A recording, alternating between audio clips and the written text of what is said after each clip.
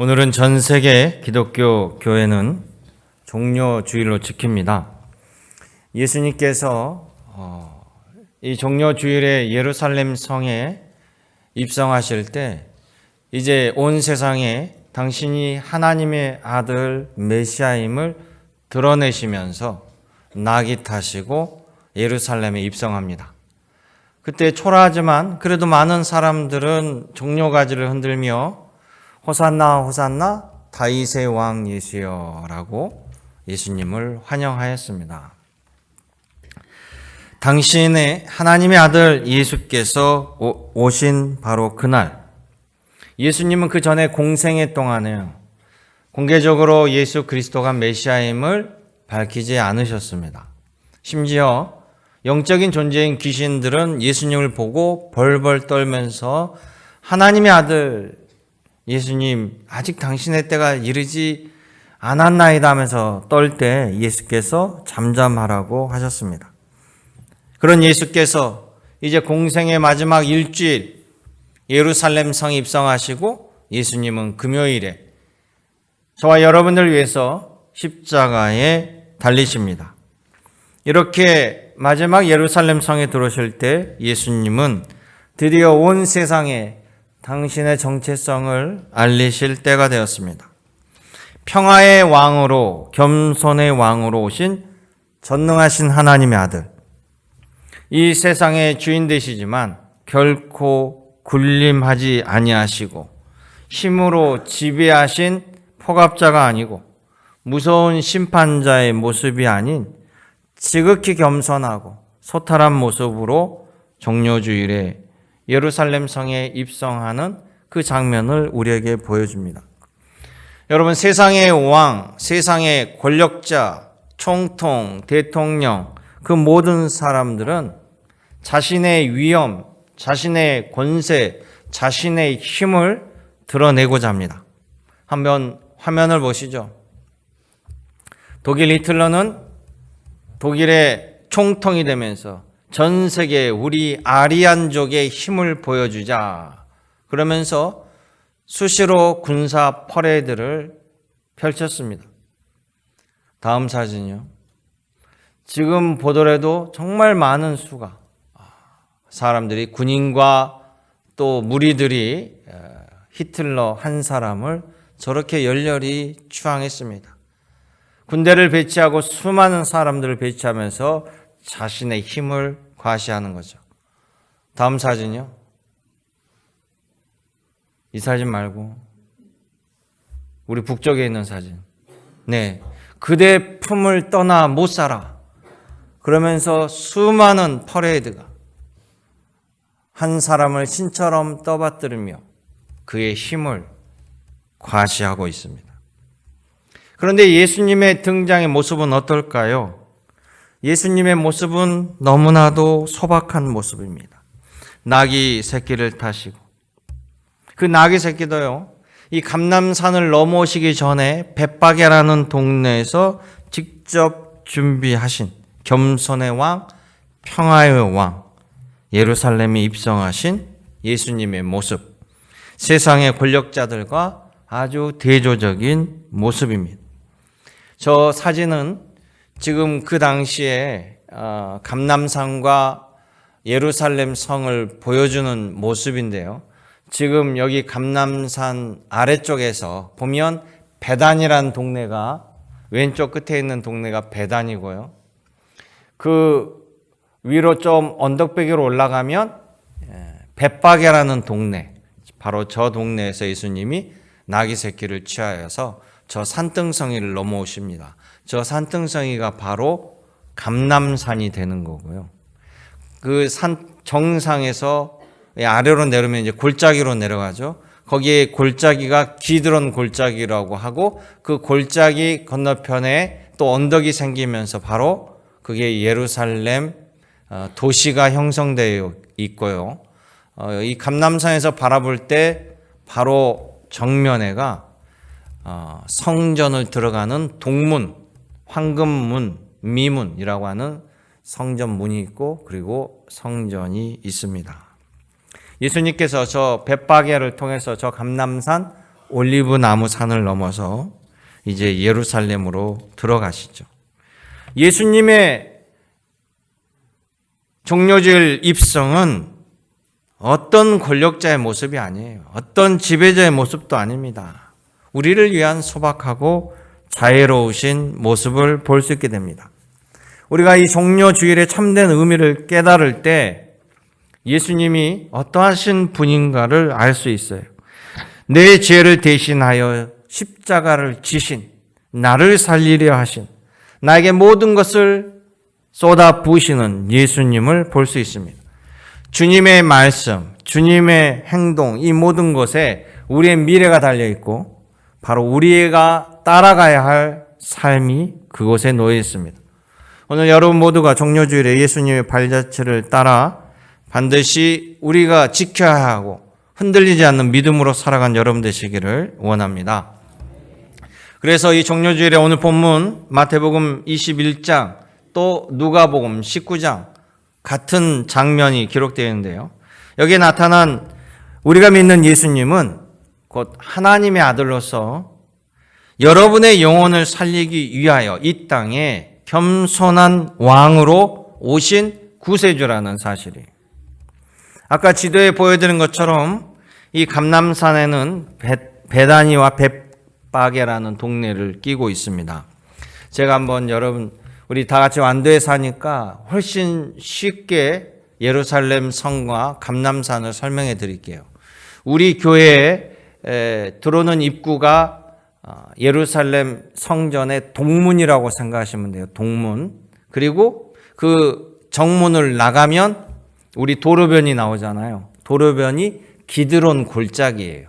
그리고 지금 주차장이 있는 3호 그린빌부터 산등성이가 시작된다고 생각하세요. 쭉 산이 있고 그게 저 완도 중학교로 이어지는 산이에요. 그러면 완도 중학교를 넘어가면 골프 연습장이 있잖아요. 중학교를 넘어가면 그 골프 연습장이 벳바게라는 동네. 그리고 거기서 왼편으로 좀 더 내려가면 더 아래쪽이 베단이라는 동네. 그렇게 생각하면 훨씬 쉽습니다. 예수님이 그렇게 역으로 베다니에서 벳바게를 거쳐서 산등성이를 넘어 그게 바로 감람산을 넘어서 오시는 거죠. 그 예수님이 그렇게 입성하실 때 자 감람산을 넘어오시면 저 중학교 정도 넘어오면 눈앞에 뭐가 펼쳐져 보입니까? 우리 교회도 보이고 우체국도 보이고 저기 바다도 보이는 그런 풍경처럼 지금 예루살렘 성 전체를 이렇게 아우려 볼 수 있죠. 자, 예수께서 만약에 우리를 구출하러 오신 해방군이었다라고 한다면 아마 하늘의 군대를 데리고 무력으로 오셔야 맞습니다.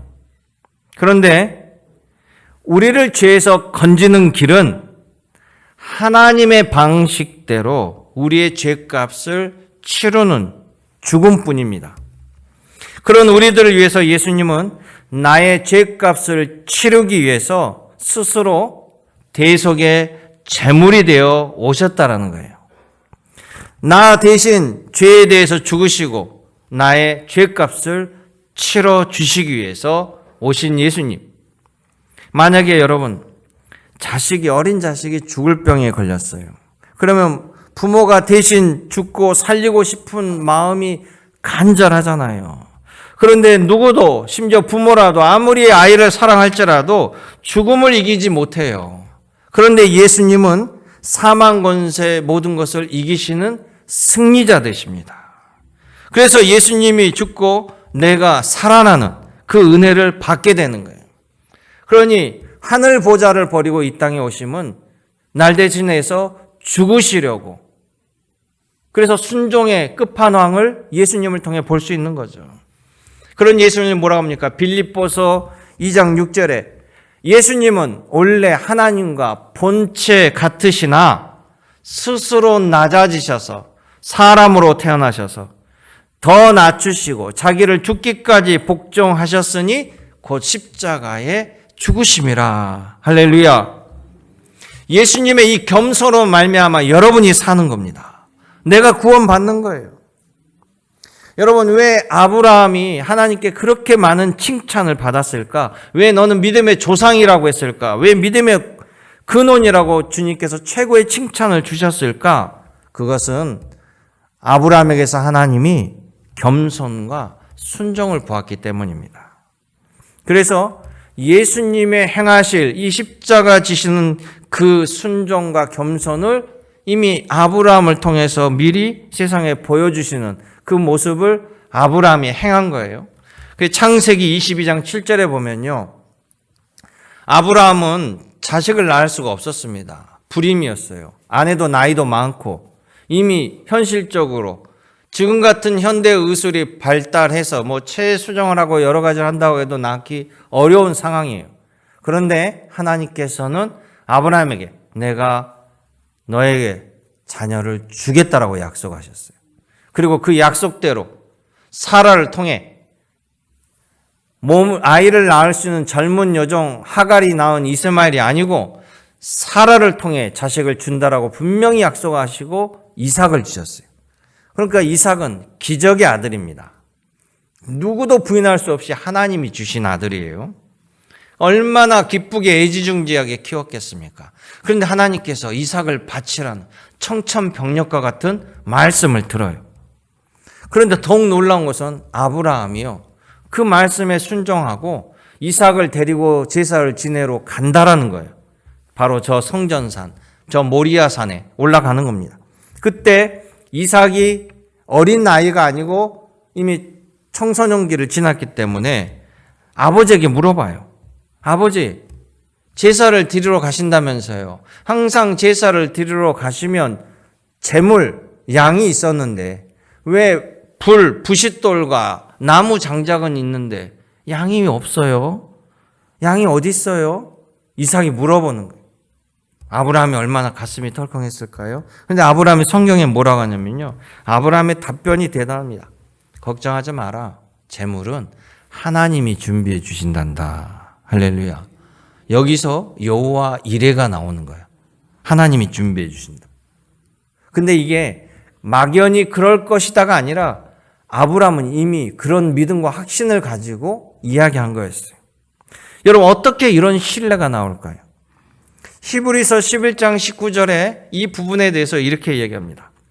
그가 아브라함이 하나님이 능히 이삭을 죽은 자 가운데서 다시 살리실 줄로 생각한지라 비유컨대 그를 죽은 자 가운데서 도로 받은 것이니라. 아멘. 아브라함의 이 행위는 하나님께서 바치라면 하나님이 뜻이 있다라는 거예요. 하나님은 주시는 하나님이시기 때문에 생명도 살리실 수 있다라고 믿었습니다. 그러기에 이삭을 하나님 말씀대로 바쳤을지라도 하나님이 살리실 것을 믿었기에 그는 제물로 바치고자 칼을 들었던 것이죠. 그런데 하나님께서 제지하고 양을 대신 보내죠. 여기서 세례 요한이 예수님을 보고 하나님의 어린 양이로다. 예수가 대신 죽고 이삭이 살아나는 그 놀라운 역사, 또 아브라함은 최고의 믿음을 보였습니다.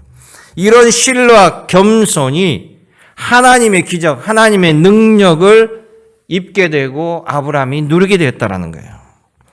그러게 사랑하는 성도 여러분, 종료주일에 우리의 겸손은 우리가 어떻게 하나님을 믿고 따라야 할지를 보여준다라는 거예요. 여러분 모두 예수님의 제자입니다. 우리는 예수님을 믿는 사람들이에요.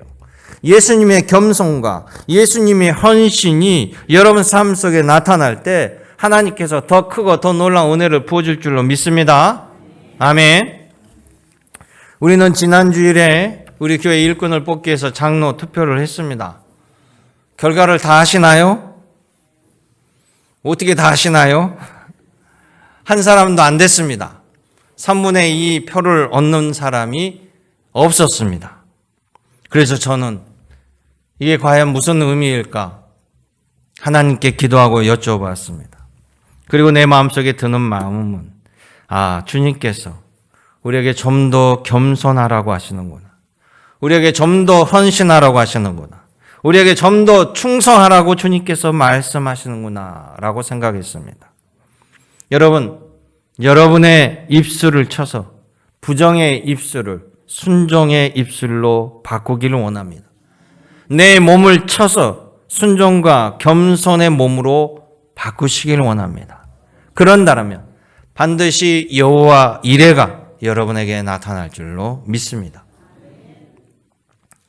두 번째는 이 종료주일에 예수님이 보여주신 것은요, 우리들의 신앙이 하나님께 칭찬을 받아야 되고 세상에는 선함이 드러나는 신앙이 되어야 한다는 것이에요. 마태복음 21장 13절에 보면 예수님이 성전에 들어가셔서 성전을 정화하는 매우 분노하시는 모습이 보입니다. 예루살렘 성에 들어가셔서 성전에 올라가시거나 제자들에게 하신 행동과 말씀을 보면 온전히 하나님 아버지의 마음을 그대로 예수님은 보여주셔요. 첫째는 이 성전에서 행하고 있는 일들이 우리 주님은 매우 화를 내시고 꾸짖고 있다는 거예요. 그러면 예수님이 꾸짖었다는 것은 하나님도 동일하다는 겁니다. 그들의 신앙과 행태가 잘못되고 있다는 것이. 그것은 바로 성전 안에서 제사 제물을 가지고 매점매석하고 이런 이윤을 창출하고 또 장사꾼, 환전상이 그곳에 함께하는 하나님의 성전을 시장통을 만들어버리고 장사터로 만들어버린 그것을 보시고 예수님께서 매우 분노하시죠. 성전의 원래 목적을 잃어버렸다는 거예요. 그러면서 예수님 뭐라고 합니까? 성전을 향하여 내 집이라고 분명히 말씀합니다. 내 집은 만민이 기도하는 곳이거늘 어찌 너희는 도적의 소굴을 만들어내느냐라고 화를 내신다는 거예요. 여러분, 성전을 내 집이라고 말할 수 있는 분은 하나님밖에 없어요. 원래 성전은 하나님이 거하시는 처소이니까요. 그렇죠? 만약 여러분들이 여러분의 집을 나갔다가 출타했다가 집에 왔더니 여러분 집마당에서 누가 장사 좌판을 벌리고 있으면 여러분 어떻습니까? 당장 나가세요. 내 집에서. 지금 뭐 하는 짓입니까? 이렇게 얘기하지 않겠어요? 여러분 집이니까? 예수님이 성전을 내 집이라고 부른 자체가 예수님의 정체성을 분명히 드러내놓죠. 또 두 번째는 하나님의 마음을 우리에게 가르쳐 줍니다. 예수님께서요, 열매가 맺히지 않은 무화과 나무를 보면서 그 무화과 나무를 저주해버려요. 자, 하나님은 각종 식물, 동물들을 목적에 맞게 창조하셨어요. 무화과 나무는 무화과 열매를 맺어야 합니다. 사과 나무는 사과 열매를 맺어야 되고요. 감나무는 감이 열려야 됩니다. 그런데 무화과 나무에 무화과가 없어요. 자신의 목적을 이루지 못하고 있는 거죠. 거기에 대해서 예수님께서 저주를 내려버리는 행동은 바로 하나님께서 우리에게도 신앙의 열매, 성령의 열매를 찾으신다라는 하나님의 일종의 경고를 우리에게 알려주시는 거죠. 또한 예수님이 오신 그 땅에 이들의 신앙 형태, 이들의 삶의 모습을 보고 성경은 계속해서 마태복음 21장에 두 아들에 대한 비유, 한 아들은 밭에 가겠다고 해보려고 안 가버리고 그들은 바로 유대인들을 상징하는 거예요. 또 하나 농부의 아들을 보여주죠. 농장 주인이 소장농에게 농장을 맡깁니다. 그리고 멀리 출타를 했어요. 그리고 나중에 종이 주인의 명령에 따라 소장농에 갔더니 흠씬 두들겨 펴서 보내버려요. 그러니까 주인이 종을 보냈더니 저런가? 그래서 아들을 보내면 이들이 달라지겠지라고 해서 아들을 보내는데 아들을 보내니까 저 아들은 상속자 아니냐.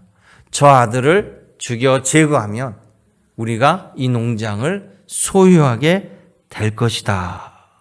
이런 놀라운 말씀을 비유로 들어 설명해 주신 거예요. 바로 그것이 이 땅을 살아가는 우리들의 죄된 모습입니다.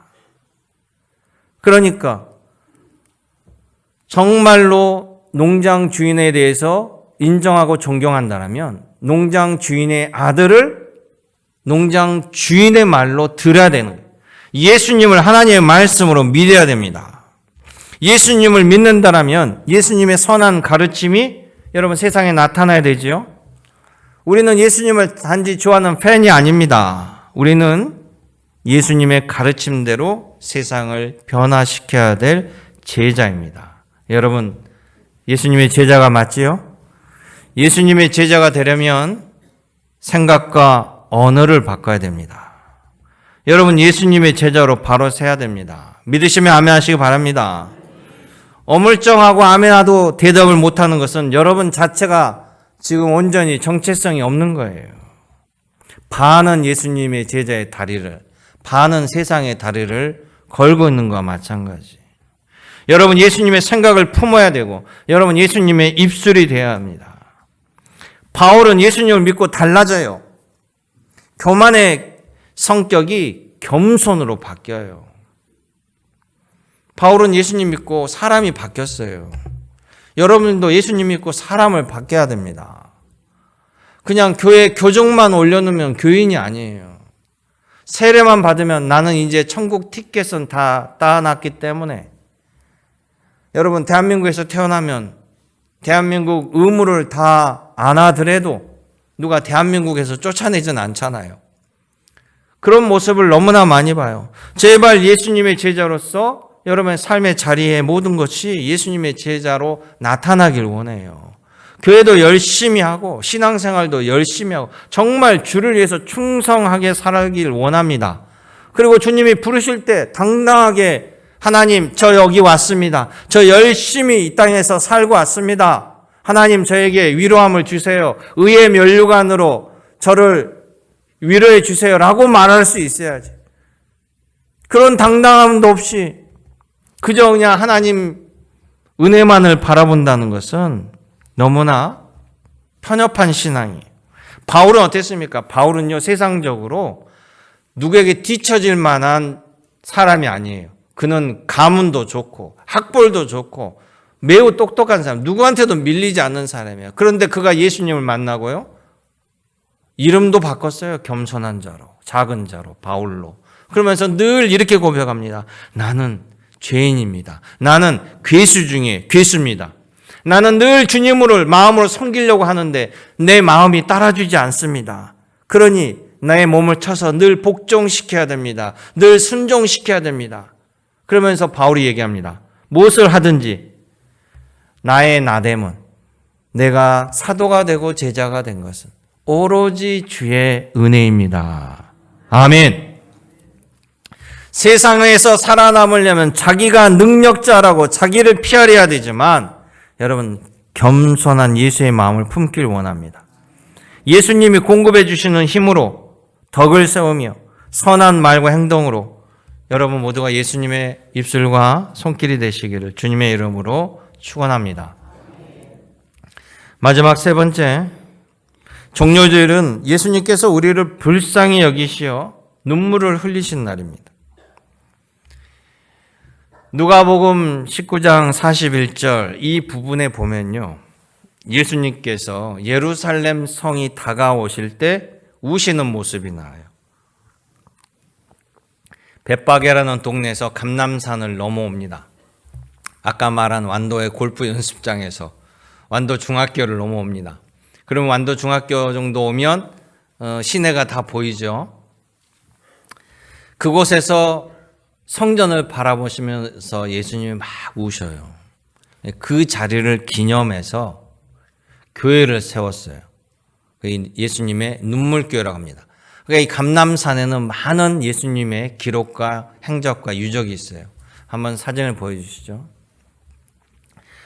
저 위쪽이 감람산입니다. 지금 반대쪽이에요. 성전 쪽 방향에서 바라보고 있는데요. 여러분 저 숲 말고 숲 오른쪽에 자갈처럼 보이는 것은 전부 관입니다. 관. 유대인들의 관이에요. 왜? 예루살렘이 향하여 묻었어요. 메시아가 오실 때 다 부활하려고. 그 밑에 있는 크게 있는 탑 하나 보이시죠? 밑에가. 저거는 스가랴 선지자의 묘입니다. 그리고 거기서 좀 더 걸어가면 다음 사진 그 길로 오면 또 하나의 이렇게 원뿔령이 보이죠? 저거는 다윗의 아들 압살롬의 무덤이에요. 압살롬이 반란을 일으킬 때 다윗이 이 감람산을 넘어서 도망가고 피할 수밖에 없었습니다. 나중에 압살롬이 죽은 다음에 저 예루살렘 성 밖 기드론 쪽에다가 묻었습니다. 그래서 이스라엘 사람들에게 저 압살롬의 무덤은 교육의 장소예요. 부모에게 순종하지 않은 아들, 또 불순종하고 대드는 아들의 모습을 교육용으로 또 가르치기도 합니다. 그 길로 쭉 가면요, 저기 보이는 곳이 맨 밑에 있는 것이 바로 예수님이 늘 기도하던 바위, 겟셋마네 동산, 우리 왼쪽 사진에 있는, 그래서 맨 밑에 있는 교회가 버스 쭉 있는 데 있죠.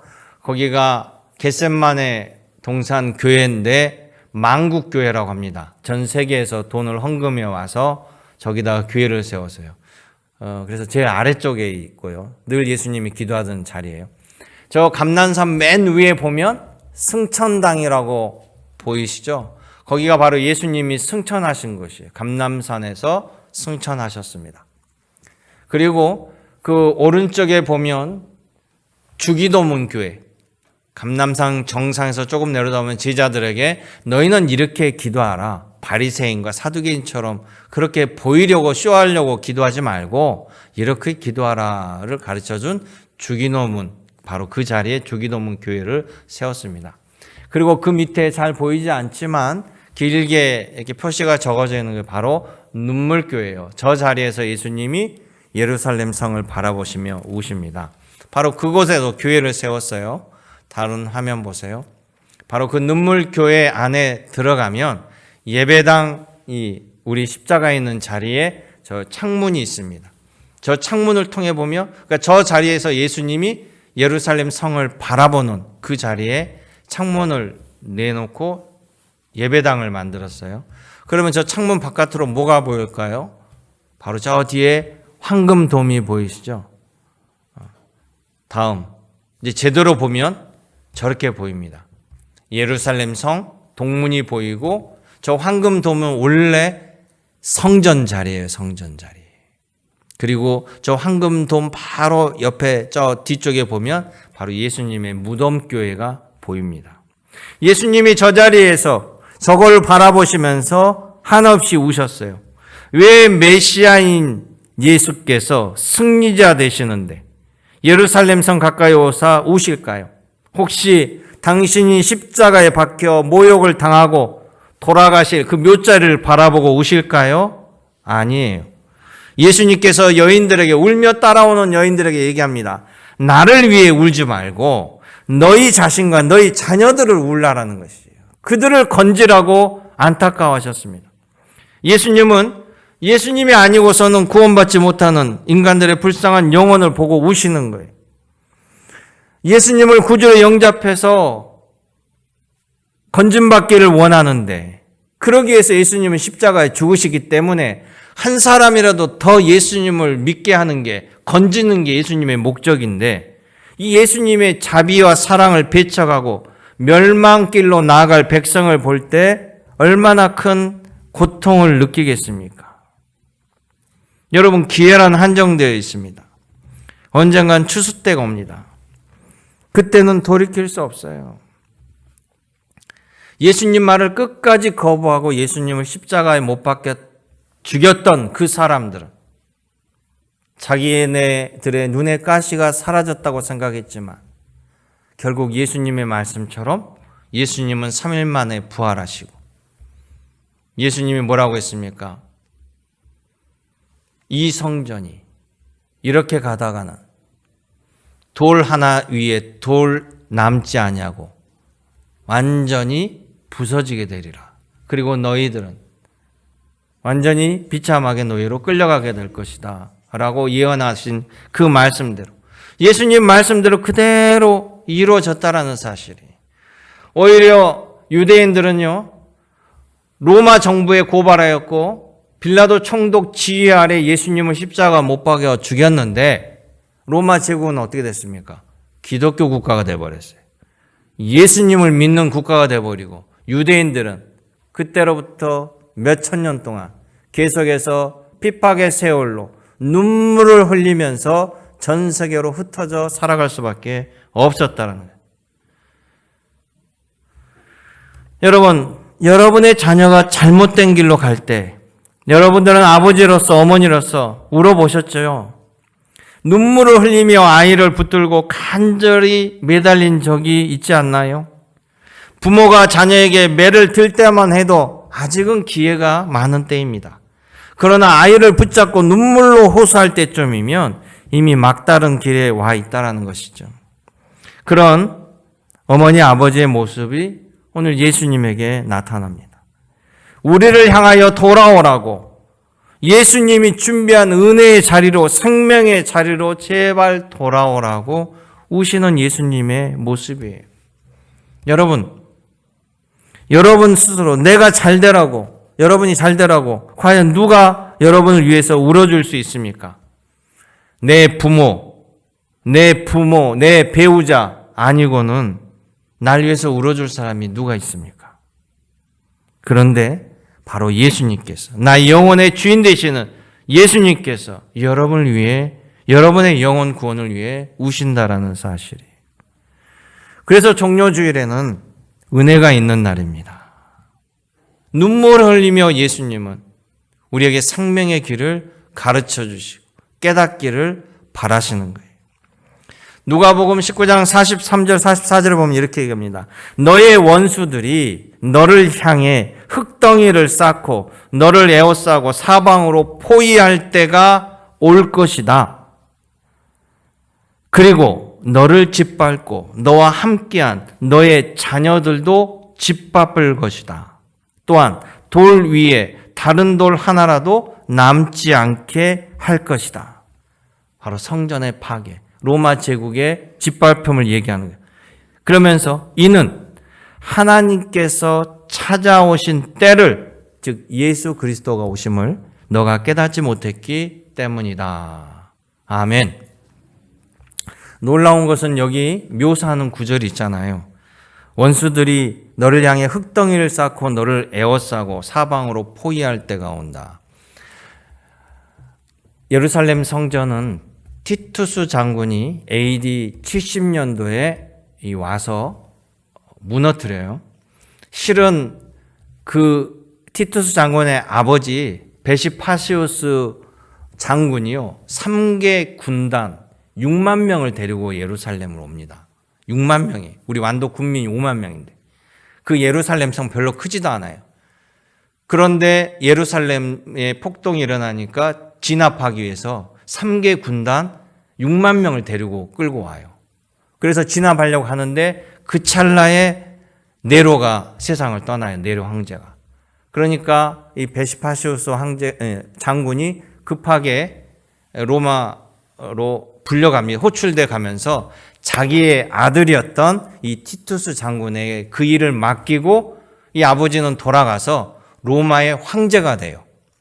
황제가 되고 이 티투스는 그 아들로서 그 군대를 데리고 이 예루살렘 성을 정복해버리죠. 그때 완전히 부셔버립니다.